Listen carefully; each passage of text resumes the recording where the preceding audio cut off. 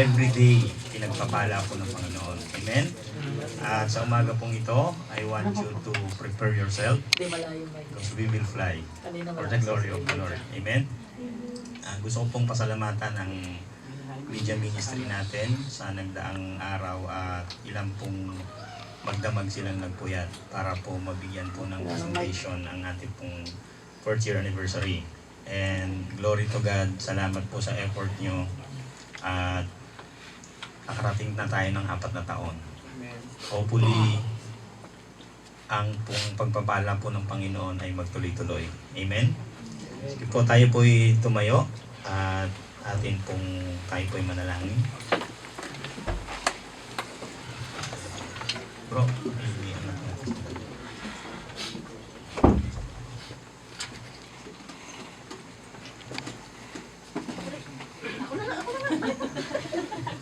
Praise the Lord. Amen. Sige po, tayo po yung manalangin. Dakilang Diyos na buhay na makapangyarihan na may gawa ng langit at lupa, sa ngalan ng Ama at sa kapangyarihan po ng iyong banal na Espiritu. Panginoong Hesus, kami po ay muling dumudulog sa iyo sa umagang ito. Patuloy po kayong itinataas, itinatanghal, Panginoon, sa amin pong mga buhay. Salamat, Ama, sa inyo pong patuloy na pag-iingat sa 4 na sulok ng lugar na ito, 10 po ng aking mga kapatid at aming mga mahal sa buhay.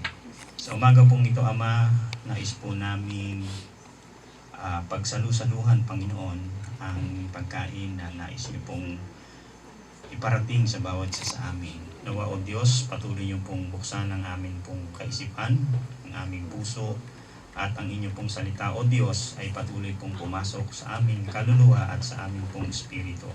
Marami pong salamat sa umagang ito. Gawin niyo po itong payak, simple, subalit sa biblikal na kapamaran. Marami pong salamat. Amin pong patuloy na idinideklara, Panginoon, ang espiritu ng kapayapaan, kaligayahan, pagkakaisa, Panginoon, Lord, sa aming kalagitnaan. Lord, we thank you so much for your blood na patuloy pong bumabalot sa bawat isa sa amin at sa aming pong mga mahal sa buhay. Be glorified this morning, Lord God. Be magnified, Lord God. And bless your words, Lord, exceedingly abundantly according to your riches in heaven. To God be the glory. All the sons and daughters says, Amen. Amen. Praise the Lord. Meron po ba tayong first timer na umaten lang sa ganitong gawain? Hindi, si ate galing po sa ibang church. Kaya sila maatin, no? New Life po ba, kuya? Amen. Meron po tayong bisita. Kuya Rainer, good morning po. Ang ganda ng forma mo dyan. Nagabi pa kita kinapang. Praise the Lord. So, excited po ba kayo this coming February 12? Parang hindi. Kasi sino gutom? Glory to God. Kagabi po, I-expect ko wala kaming pasok. Nag-prepare na po ako. Tinawagan ko yung mga kapatid. Huwag na kayong magluto. Ako na lang. No? And suddenly, 4:30, tinawagan po ako. May pasok pala kami. So, umuwi po ako ng 1. Iniwan ko na sila. Nakatulog po ako siguro mga 4 a.m. So, si Ma'am Amira, praise the Lord, 8 o'clock, tumatawag na, 7:30 yata. 7:30 ba yun? 7:30. Gusto raw siyang sunduin ng maaga. Amen? So, purihin po ang Panginoon sa umagang ito. Pag-uusapan po natin yung pagpupuri. Amen? Masarap pong magpuri sa Panginoon. Kaya lang, kung hindi po natin alam bakit po tayo nagpupuri, mananatili po tayong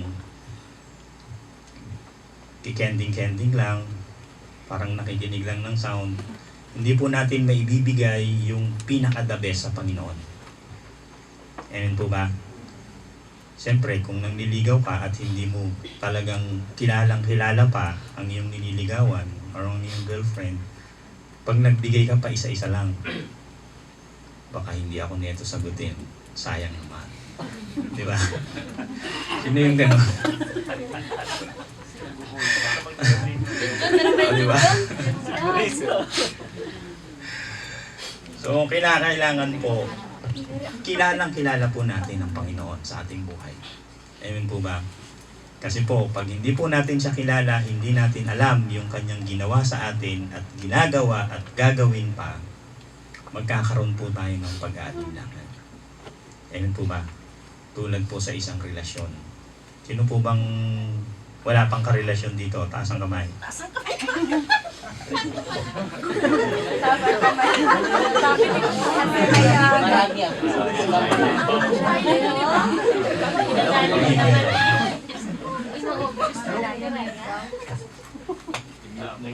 Natatandaan ko po yung sinanay po nung siya po ay tinawag panahon ng charismatic. High school po ako. At pagka po wala siyang pambigay ng baon sa amin, naririnig ko, alive forever. Di po ba yun yung charismatic? So purihin po ang Panginoon. After ilang years, nakita ko siya na bumalik uli doon sa simbahang Catholic sa amin. At normal lang sa akin kasi hindi ko alam. Pero one time po, nung nakita ko po at naramdaman ang presensya ng Panginoon, dito po nakita ko kung paano, naintindihan paano po nagpuri si David. Amen? At ang ating pong pag-aaralan ngayon sa Book of Psalms 113 verse 1 to 2, praising God. Yan. Bakit ba tayo nagpupuri? Bakit ba sa mga born again, bakit ba merong praising? Lagi nating naririnig, praise the Lord. Di po ba? Praise the Lord, O servant of the Lord. Praise the name of the Lord. Let the name of the Lord be praised both now and forever. Psalms 113 verses 1 to 2. Amen. Bigyan ko po kayo ng historic background ni David, si King David. Alam niyo po bang si King David, pag nagpupuri gumugulong, daig pa po yung baliw. Sino po yung nasabihan na ang mga born again may sayad? Di ba yun po yung interpretation sa atin? Lalo na kung talagang bigay na bigay ka magpuri. Yung kamay mo talagang. Amen? Sino pong nahihiya pag sinasabihan ng ganon? O yung katabi natin dahil best friend natin siya, in-invite natin sa church natin, pag sinabing taas ang kamay, nakataas naman. Diba? At least nakataas. Pag sinabing, sumayaw po tayo sa Panginoon. Yung mga 2 buwan na, doble na. 3 months. 4 months. Di po ba? Yun po yung karanasan natin. Sabi po dito, the Ark of the Covenant, which represented the full glory of God's presence, had been removed from the holies of all. Ito pong Ark of the Covenant, during Old Testament time, ito po ang nagre-represent ng buong presensya ng Panginoon. Nung ang mga Israelita po ay lumalaban sa kanila pong mga kapwa bansa, kapag dala-dala po nila ang Ark of the Covenant, wala po silang humpay sa panalo. Amen? Ano po ang significant nito sa atin sa panahon ngayon? What is the Ark of the Covenant in this new generation? Tuloy po natin Tingnan nyo po, sa Psalm 6, verses 14 to 15, ganito po si David magpuri. David danced before the Lord with all his might. Pag sinabi pong might, all your strength, all your mind, ibig sabihin po lahat ng kalakasan mo, lahat ng nalalaman mo, ibinibigay mo. Tama po ba? Anong sport mo? Basketball. So, pwede ba sa basketball na tatakbo ka di ba? Kailangan pag basketball or marathon, talagang Litaw na yung dila mo, takbo pa rin. Kasi you're after the prize. Amen? Last na po yan ha. Ano lalabas? Amen? Sabi po dito, with all his might, and the entire house of Israel brought up the ark of the Lord with the shout and the sounds of trumpets. 2 Samuel 6:14-15. Dito po maiintindihan natin, bakit po ba may drums? Hello? Bakit po ba may bass? Bakit po meron po tayong cymbals? Okay? Sabi po dito, sa historical, saan po nanggaling, eto na po.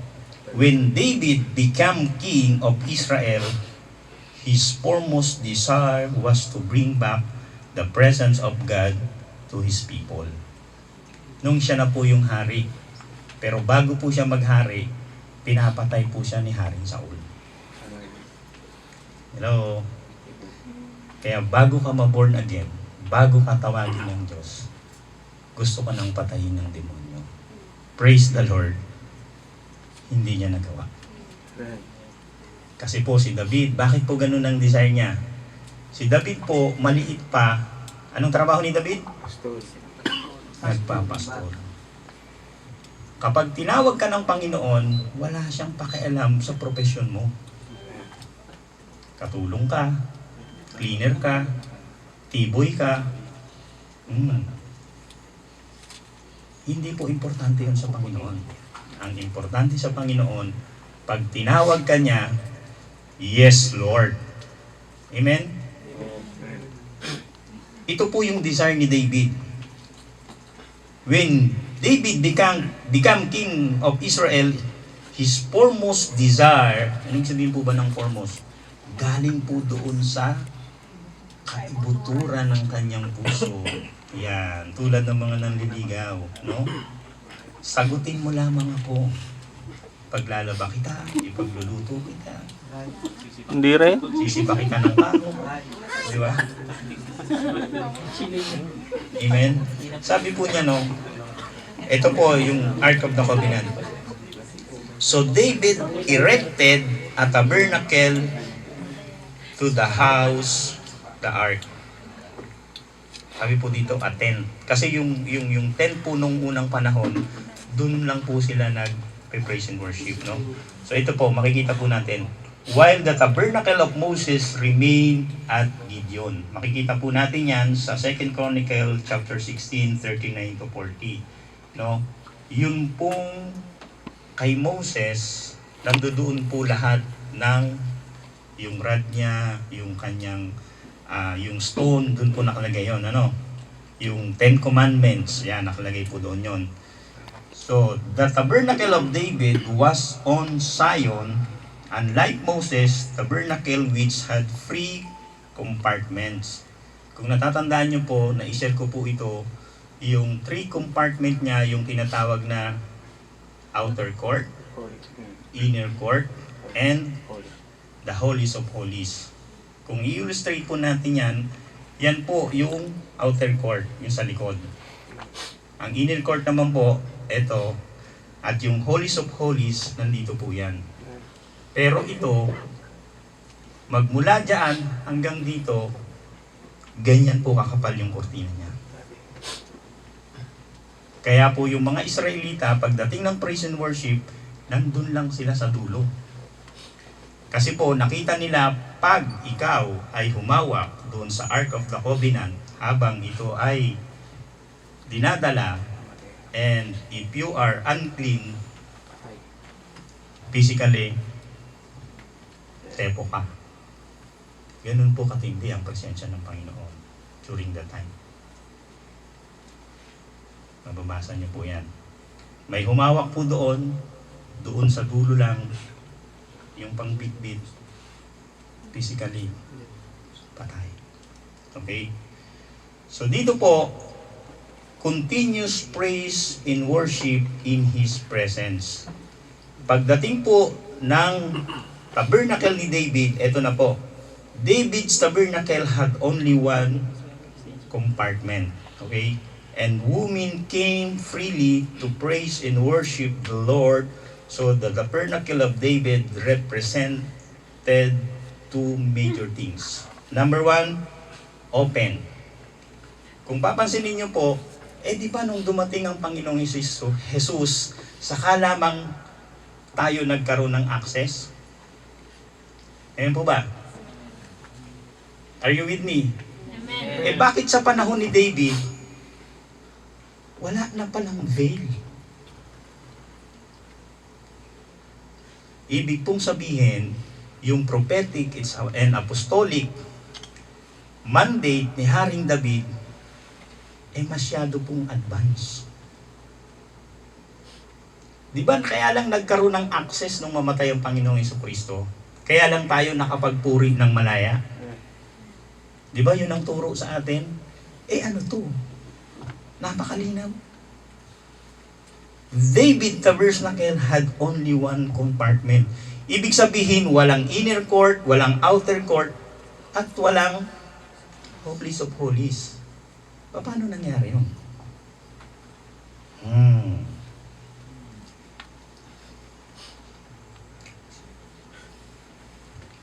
Freely access to the presence of the Lord.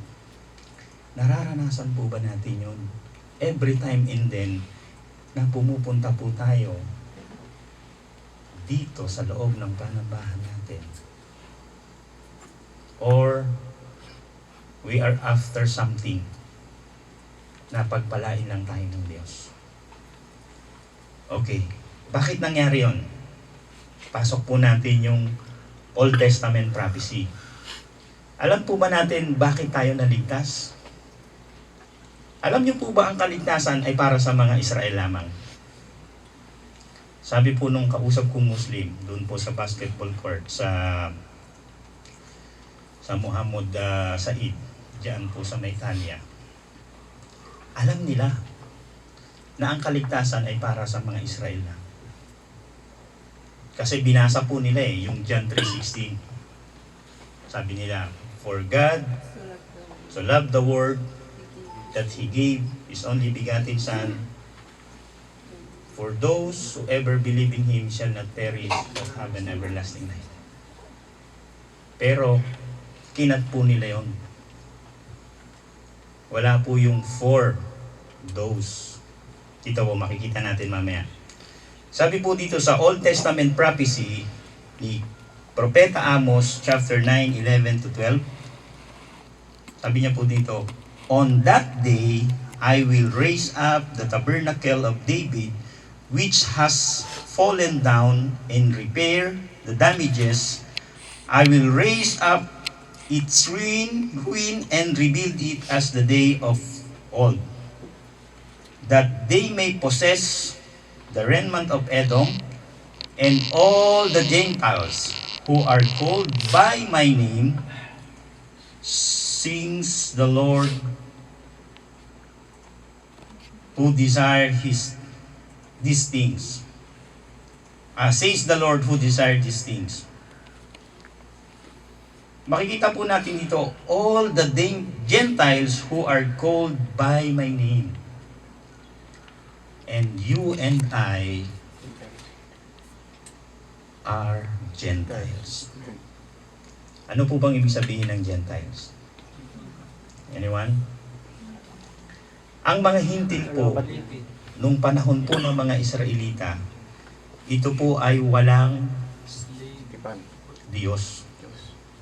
Itinuturing po itong walang silbi at walang kwentang tao sa mundo.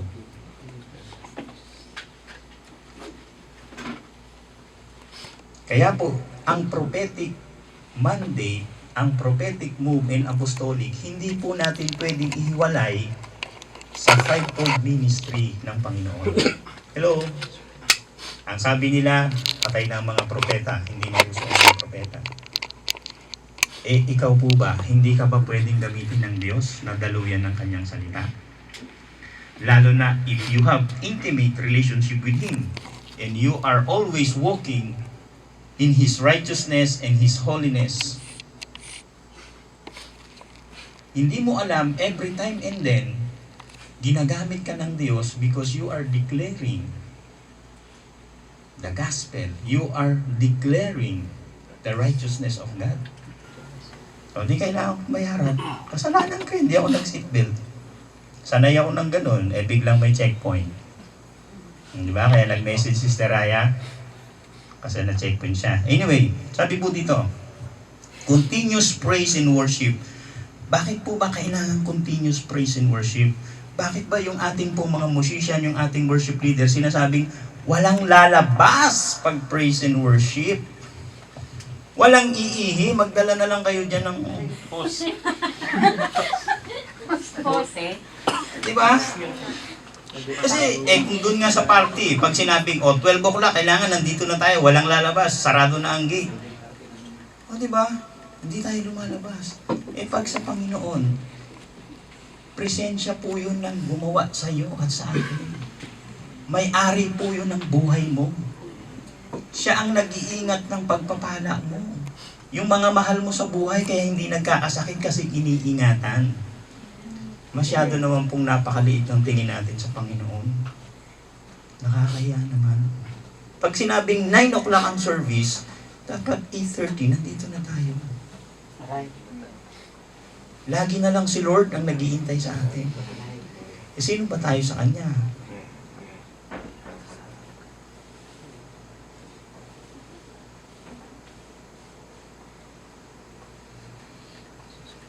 Nakakahiya po minsan, di ba? Sabihin natin, puyat ako, hindi ako makaka-attend. Kung tanggalin ni Lord yung tulog mo, ano sasabihin mo sa Kanya? Lord, balik mo ako dun sa baba. Dami pa akong gustong gawin para sa iyo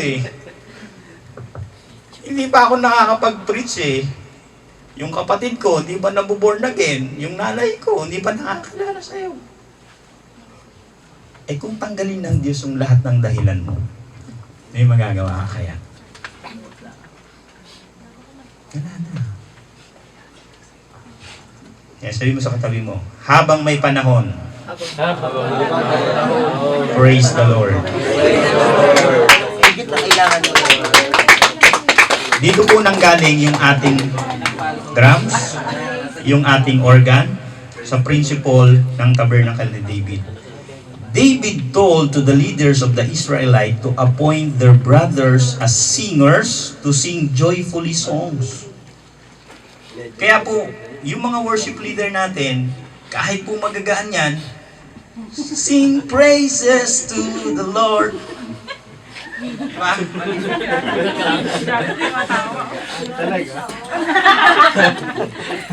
Wala silang pakialam. So sasabihin ng tao, dahil alam niya, kapag tumaas ka ng kamay, pag nagbuka ka ng boses mo, yung demonyo na natutulog sa gilid ng bahay mo at sa tabi mo, nabibingi yan. Pag sinabi mong, praise the Lord! Nabibingi po yan, lumalayas yan. Hindi mo alam yan, no? So ngayon, alam mo na. Kaya pagdating ng praise and worship, sing to the Lord. Di ba? Sa anniversary, sasayawan ko kayo. Tuturuan ko kayong magpuri at sumayaw sa Panginoon. First time ko pong gagawin sa inyo. Wag na pass! Sino yung mga dancer dyan? Mag-audition ako. Pag may pumasa, isasama ko sa grupo ko.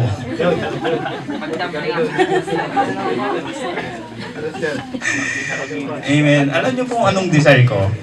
Sabi ni Francis, anong nakikita mo after 10 years? Sabi ko po sa kanya, lahat ng TRCIJ family, yung mga graduate na pastor, magkakaroon ng sariling local churches with the school children, at sila na ang mag-preach, sila na ang mag-share ng Word of God sa family nila. Pero meron po akong desire na gusto ko pong i-share sa inyo at ipag-pray nyo. Ang desire ko po, magkaroon po ng pelikula na galing sa Panginoon. Iilan-ilan lang po yung lumalabas Yung kay Nicolas Cage. Yung kay, kanyo? Iilan-ilan lang. Kung mapapansin mo yung mga movies natin, kung hindi gera, love team. Kung hindi love team, pornography, kung ano-ano. Ang daming mayayaman na anak ng Diyos. Lord, bakit wala? Ang daming artista. Di ba? Ang talento po ng Panginoon, nandyan ang lahat sa iyo. Ayaw mo lang gamitin.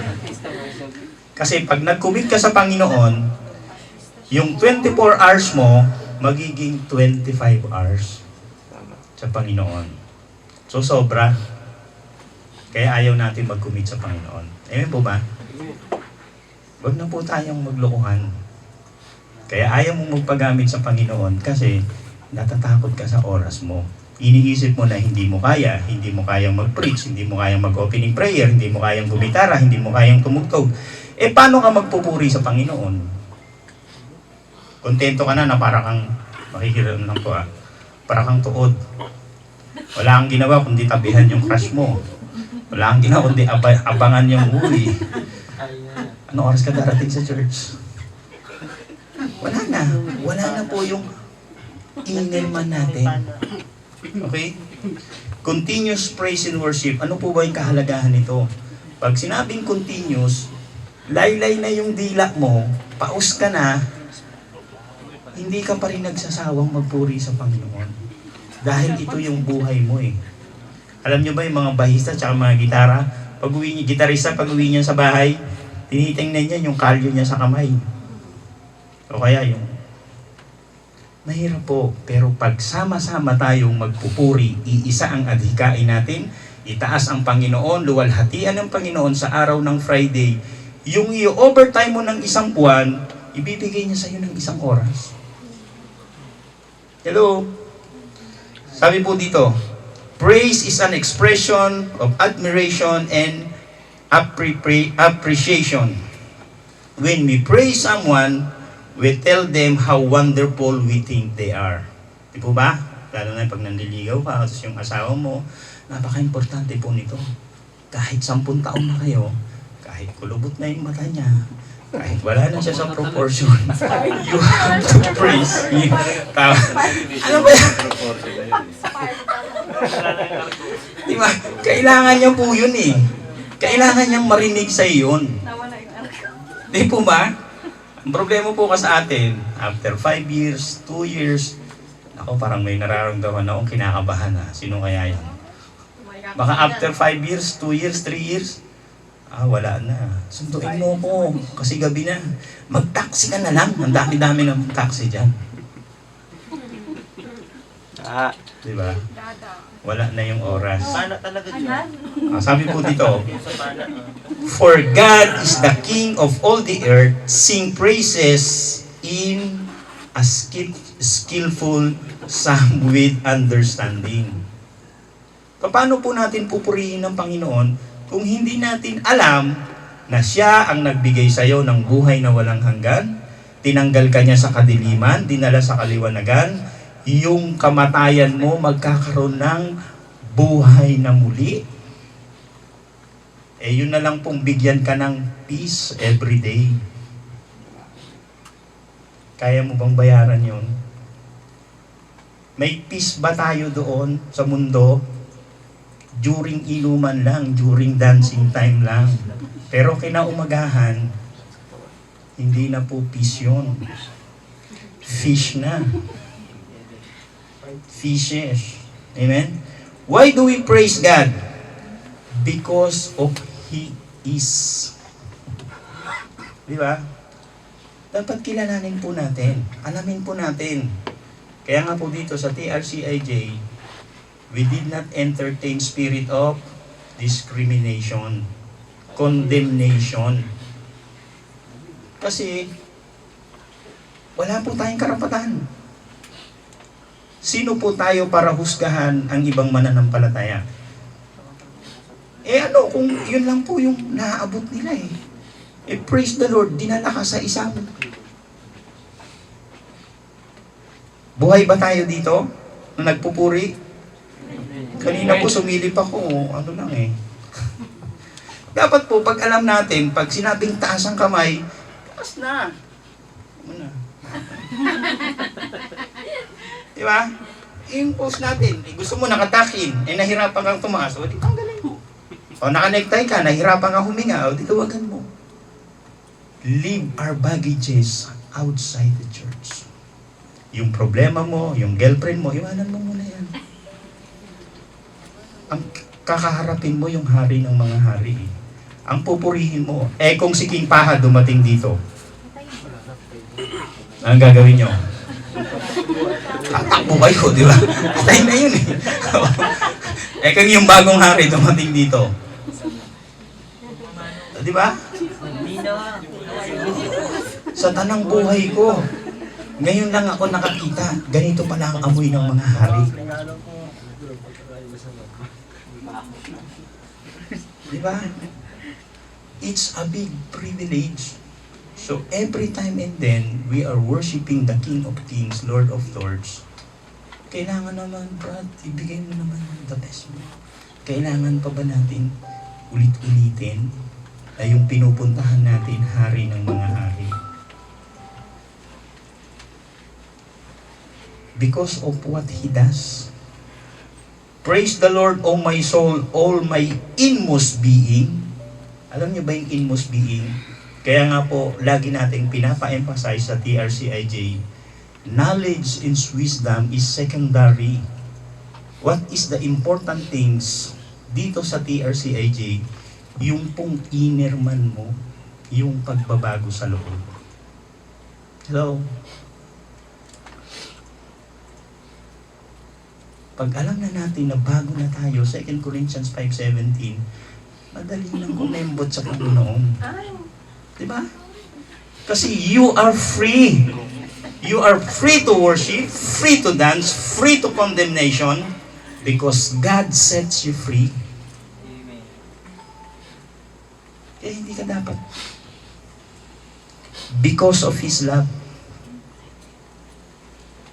Because your love is better than life. My lips will glorify you. I will praise you as long as I live. Psalm 63, 3 and 4. Ito po si Haring David. Kaya siya ganun eh. Isipin mo, pinotektahan siya ng Diyos. Gusto na siyang patayin ni Haring Saul dahil sa selos.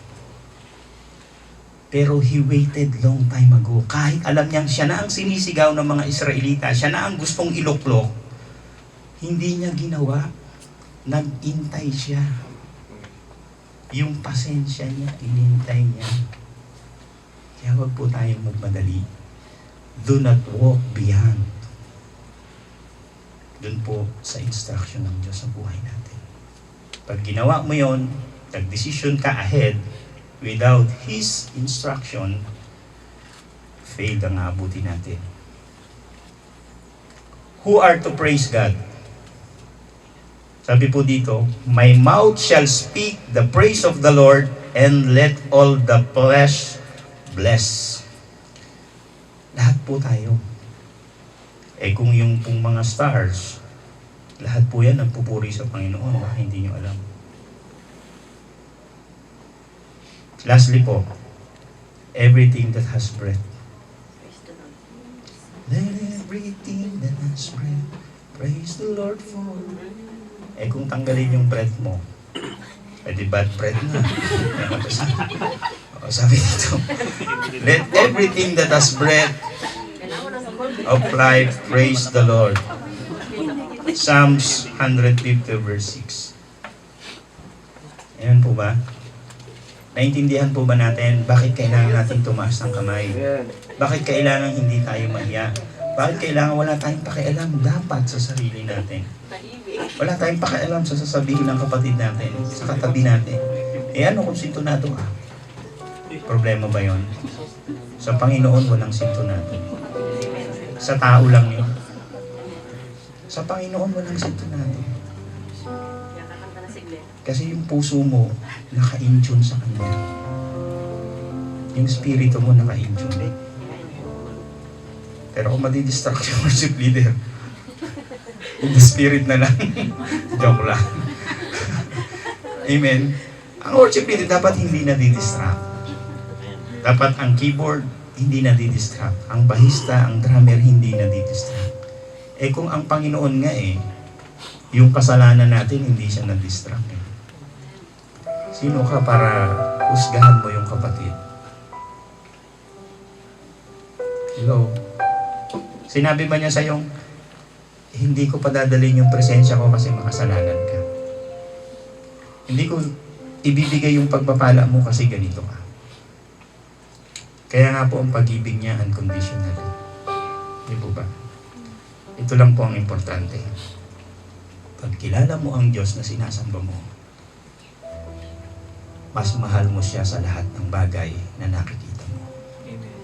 Isa lang ang kailangan niya sa'yo. Yung puso mo at oras mo. Can we stand up?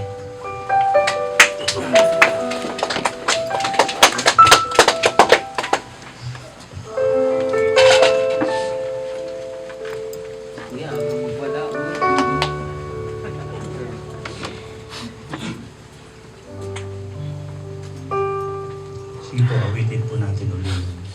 Come, Holy Spirit. I want you to gusto ko pong namnamin yung presensya ng Panginoon sa umaga.